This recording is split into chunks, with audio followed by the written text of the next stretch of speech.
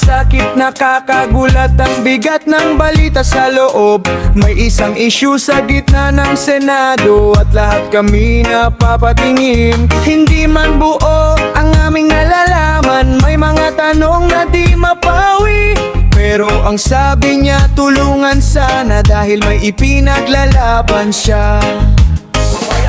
Para sa bukas, para sa bayan, para sa bawat Pilipino.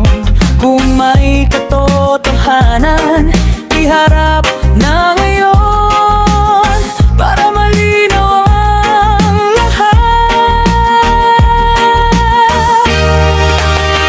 Tulungan siya, tulungan siya. Kung may laban, ipaglaban. Tulungan siya, tulungan siya. Para sa bayan ang dahilan. Bukas ang paningin, bukas ang puso natin. Tulungan siya, tulungan siya. Kung ito'y para sa atin. Sa bawat pahayag ay may bigat, sa bawat tingin ay may duda.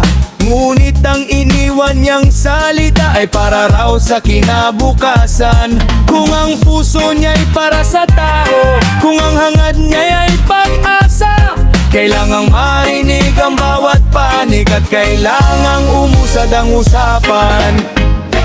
Para sa bukas, para sa bayan, para sa bawat Pilipino.